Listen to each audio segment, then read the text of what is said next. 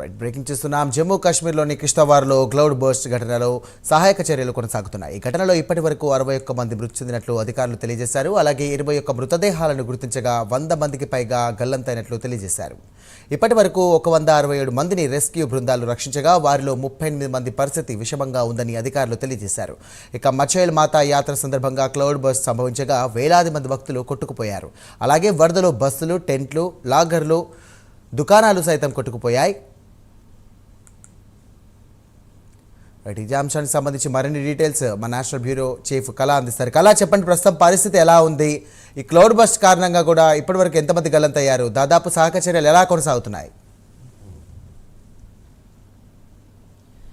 సైరామ్, దాదాపు మనకు cloud bust జరిగి అంటే కరెక్ట్గా మనకు ఈ సమయానికి 24 గంటలు అవుతుంది. 24 గంటల్లో అక్కడ ప్రస్తుతం మాత్రము వందల మంది కూడా మిస్ అయినట్లు కూడా సమాచారం కూడా అందుతుంది. అయితే నిన్న 12:30 గంటల సమయంలో జరిగినటువంటి ఏదైతే షెషోటి అనేటువంటి ఏదైతే గ్రామ చివరిలో క్లౌడ్ బస్ట్ జరిగింది జమ్మూ కాశ్మీర్లో, అంటే ఆ సమయంలో దాదాపు మనకు హిమాలయాలో ఉన్నటువంటి ఏదైతే ఒక మాత మందిరానికి సంబంధించినటువంటిది చాలామంది అంటే అమర్నాథ్ యాత్ర ఏ విధంగా మనము ఒక దైవభక్తు అంటే హిందువులందరూ కూడా ఎంతో భక్తి శ్రద్ధలతో కూడా నడక రూపంగా వెళ్ళేటటువంటి యాత్రికులందరూ అనుకోవచ్చు, అందరు భక్తులందరూ. అయితే ఇలాంటి యాత్ర అన్నది మనకు చాలా కీలకము. హిమాలయ ప్రాంతంలో చెషోటి గ్రామంలో జరుగుతుంది. హిమాలయ మచైల్ మాత అన్నటువంటి ఆలయము. అయితే నిన్న జరిగినటువంటి వితిన్ ఒక నిమిషములోనే 1.5 కిలోమీటర్ల వేగముతోటి క్లౌడ్ బాస్ట్ ఆ వరద ఏదైతే నీరు ఉందో అంతా అంటే ఒక నిమిషంలోనే అంత స్పీడ్గా 1 కిలోమీటర్ పైగా స్పీడ్గా వచ్చినటువంటి వాటర్ అని చెప్పవచ్చు. అంటే ఒకవైపు వరద. అయితే ఇక్కడ దాదాపు ఆ ప్రాంతంలో ఏదైతే చెషోటి అనేటువంటి గ్రామం చుట్టుపక్కల అటుపక్కల ఇటుపక్కల ఒక 4 విలేజెస్ ఉంది. ఆ 4 విలేజెస్లో ఇప్పటి వరకు కూడా ఆ గ్రామంలో 2000కు పైగా కూడా గ్రామస్తులు చిక్కుకున్నారు అన్నటువంటిది కీలకమైనటువంటి సమాచారం.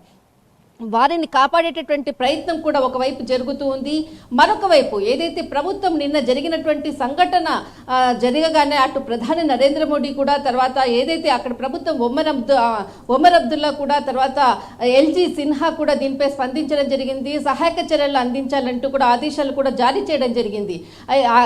అంటే ఏదైతే ప్రమాదం జరిగిన వెంటనే అక్కడ చుట్టుపక్కల ఉండేటటువంటి అంబులెన్స్లు కూడా రావడము, అక్కడ ఉండేటటువంటి వాళ్ళని అందరినీ కూడా క్షతగాతులన్నింటినీ కూడా అందరినీ కూడా రాజోరి, తర్వాత మనకు ఏదైతే కుంపాకు సంబంధించినటువంటి అక్కడ అంటే ఈ యాత్ర పరంగా కూడా కొంత మెడికల్ ఫెసిలిటీస్ని కూడా ఏర్పాటు చేసినటువంటి సందర్భము. అక్కడ వాళ్ళకు ట్రీట్మెంట్ అందించే ప్రయత్నం చేశారు. కానీ కొంత సీరియస్ కండిషన్స్ ఉంటే అక్కడ నుంచి అంబులెన్స్ ద్వారా మనకు జమ్మూ కాశ్మీర్ ప్రభుత్వ ఆసుపత్రికి కూడా తరలించారు. కానీ ఇప్పటి వరకు కూడా 61 మంది మృతి చెందినట్లు, అందులో 38 మందిని గుర్తించలేదు. అంటే వారికి సంబంధించిన వాళ్ళు ఎవరన్నది తెలియట్లేదు. మరి దాదాపు ఇప్పటి వరకు కూడా 165 మంది ఏదైతే రెస్క్యూ టీం కూడా వాళ్ళని సేవ్ చేసింది. 550 మందికి పైగా కూడా మరి అంటే వరదల్లో కొట్టుకుపోయినట్లు కూడా వారి ఆచూకీ తెలియట్లేదు అన్నది మాత్రం కీలకంగా కొద్దిసేపటి క్రితం ప్రకటించడం జరిగింది. ఈ ఏదైతే 1 నిమిషంలో జరిగినటువంటి సంఘటన అని చెప్పవచ్చు. మనకు ఉత్తరాఖండ్లో జరిగినటువంటి 34 సెకండ్స్లోనే అక్కడ వరద బీభత్సం జరిగింది. అక్కడి మన విజువల్స్ కూడా మనం చూస్తున్నాము. అక్కడ ప్రస్తుతం కూడా ఇంకా కోలుకోలేనటువంటి దెబ్బ. అక్కడ దాదాపు 1000కి పైగా కూడా చాలామంది వరదల్లో కొట్టుకుపోయినటువంటి పరిస్థితి. అక్కడ కూడా ఇప్పటికి కూడా మనకు డ్రైవింగ్ టీం, రెస్క్యూ టీం ఇక్కడ ఉత్తరాఖండ్లో కూడా పనిచేస్తుంది. ఇక్కడ కూడా ఎన్డీఆర్ఎఫ్, ఎస్టీఆర్ఎఫ్ బృందాలు కూడా ఇక్కడ కూడా పనిచేస్తుంది. కానీ దాదాపు 2-3 రోజుల నుంచి కూడా అతి భారీ వర్షాలు ఒకవైపు కురుస్తుంది. మరొక వైపు ఏదైతే ఉత్తరప్రదేశ్ అనుకోవచ్చు, ఉత్తరాఖండ్ అనుకోవచ్చు, తర్వాత జమ్మూ కాశ్మీర్కి అనేక ప్రాంతాల్లో కూడా వరదలు వస్తున్నటువంటి పరిస్థితి. కానీ ఇలాంటి వరదల వల్ల చాలా తీవ్ర నష్టం జరుగుతుంది. ఇప్పటి వరకు కూడా ఏదైతే జమ్మూ కాశ్మీర్ క్లౌడ్ బస్ట్కి సంబంధించినటువంటి అంశం మాత్రము దాదాపు 61 మంది ఇప్పటికే చనిపోయినట్లు కూడా అధికారికంగా కూడా ప్రకటించడం జరిగింది. సాయిరామ్, రైట్, ఇప్పటికైతే 61 మంది చనిపోయినట్టుగా సమాచారం అందింది. సో దీనికి సంబంధించి కూడా మృతుల సంఖ్య పెరిగే అవకాశం మనకు కనిపిస్తుందా? ప్రస్తుతం విషమంగా ఉన్నటువంటి వారి పరిస్థితి ఏంటి? వారికి ఆరోగ్యానికి సంబంధించి అధికారులు ఎలాంటి చర్యలు తీసుకుంటున్నారు? ఖచ్చితంగా సాయిరామ్, ఏదైతే మృతుల సంఖ్య వందల్లో ఉంది, దాదాపు అంటే ఒక 2 విలేజెస్ మనకు ఏదైతే చెషోటి అన్నటువంటి ఏదైతే గ్రామం ఉందో ఆ గ్రామం చుట్టుపక్కల ఒక 2 గ్రామాలు ఉంది. ఆ గ్రామాల్లో దాదాపు 500కు పైగా ఒక్కొక్క గ్రామం సంఖ్య.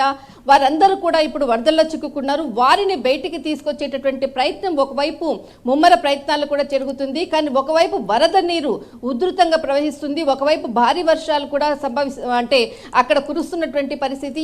అక్కడ ఏదైతే క్షతగాతులను తీసుకొచ్చేటటువంటి ఒకవైపు చేస్తున్నారు, మరొక వైపు అక్కడ వాతావరణం కూడా అనుకూలించకపోవడం కూడా కొంత ఒకవైపు జరుగుతుంది. కానీ ఎన్డీఆర్ఎఫ్ బృందాలు అనుకోవచ్చు, అక్కడ రెస్క్యూ టీం అనుకోవచ్చు, ఏదైతే ఆర్మీ ఫోర్స్ మనకి ఇది బార్డర్కి దగ్గరగా ఉండడంతో అక్కడ ఆర్మీ ఫోర్స్ చాలా తొందరగా ఆ ప్రదేశానికి చేరుకోవడము, తర్వాత ఏదైతే యాత్ర సమయంలో కూడా అక్కడ బేస్ క్యాంప్ ఉన్నది, బేస్ క్యాంపులో కూడా ఏదైతే యాత్ర సమయంలో వారికి కావాల్సినటువంటి కొంత అంటే యాత్ర సమయంలో ఒక వంటశాల అంటే మనకు వచ్చేసేసి ఒక ప్రసాదం అనేది అంటారు, ఇక్కడ లంగర్ అని అంటారు. లంగర్కి సంబంధించినటువంటి టెంట్స్ని, తర్వాత ఏదైతే కొన్ని టెంట్స్ని కూడా వేయడము, తర్వాత వారు ఎవరైతే ప్రయాణం చేసేటటువంటి వాళ్ళు కొంత రెస్ట్ తీసుకోవడం కొరకు కూడా ఇక్కడ బేస్ క్యాంప్లో టెంట్లను కూడా ఏర్పాటు చేశారు. కానీ ఈ వరద నీటిలో మొత్తం కూడా కొట్టుకొని పోయాయి. అసలు ఒక టెంట్ అనేది కూడా మనకు అక్కడ కనపడినటువంటి పరిస్థితి. కానీ దీనికి సంబంధించినటువంటి క్షతగాత్రులను గుర్తించేటటువంటి పని చేస్తున్నారు. కానీ గంటకు నిన్నటి నుంచి కూడా ఇప్పటి వరకు కూడా 61 మంది మృతి చెందారు అన్నటువంటిది ఉంది. కానీ గల్లంతైన వారి సంఖ్య మాత్రము 200కు పైగానే మనకి అందుతున్నటువంటి సమాచార ప్రకారంగా. అక్కడ ఎవరైతే ట్రీట్మెంట్ అందిస్తున్నటువంటి వాళ్ళని దాదాపు ఒక 38 మంది కొంత వాళ్లకు అంటే కొంత ప్రమాదం తక్కువగా ఉన్నటువంటి వాళ్ళందరినీ కూడా ప్రభుత్వ ఆసుపత్రిలో జాయిన్ చేశారు. వాళ్ళకి సరైనటువంటి చికిత్స ఒకవైపు అందుతున్నారు. కానీ కంట్రోల్ రూమ్కి కూడా అక్కడ అరేంజ్ చేయడం జరిగింది. ప్రతి ఒక్కరు కూడా అంటే మా కుటుంబ సభ్యులు ఉన్నారా అంటూ కూడా వారికి కాల్ చేసి సమాచారాన్ని తీసుకుంటున్నటువంటిది ఒకవైపు. కానీ మొత్తం మాత్రం ఎన్డీఆర్ఎఫ్ బృందాలు కానీ, ఎస్డీఆర్ఎఫ్ బృందాలు కానీ, పోలీసు వ్యవస్థ కానీ అక్కడంతా కూడా పనిచేస్తుంది. కానీ క్షతగాత్రుల సంఖ్య ఒకవైపు పెరుగుతూ ఉంది. మరొక వైపు ఏదైతే వరదల్లో కొట్టుకుపోయినటువంటి వాళ్ళందరికీ కూడా ఆచూకీ తెలియాలి అంటూ కూడా హెల్ప్ లైన్ నంబర్లు మారుమ్రోగుతున్నటువంటి సందర్భం అని చెప్పవచ్చు. అక్కడ మాత్రము అందరూ కూడా అక్కడ ఎందుకనంటే ఒకవైపు వర్షాలు పడుతుంది, అక్కడికి వెళ్ళాలన్నా కూడా చాలా కష్టసాధ్యం, చాలా ఇరుకైనటువంటి లోయ ప్రాంతము. అసలు పైన నుంచి కూడా కొండల నుంచి కూడా రాళ్ళదంతా కూడా పడుతున్నటువంటిది. వెళ్ళేందుకు కూడా లోపలికి వెళ్లేందుకు కూడా అక్కడ ఆర్మీ ఫోర్స్ కూడా ఎవరిని కూడా పర్మిషన్ ఇవ్వనటువంటి పరిస్థితి. కాబట్టి అక్కడ లోపల ఉన్నటువంటి వాళ్ళే బయటికి తీసుకొని వస్తున్నటువంటి ప్రస్తుతం ఉన్నటువంటి పరిస్థితి. సాయిరామ్, రైట్, థ్యాంక్ యూ కళ.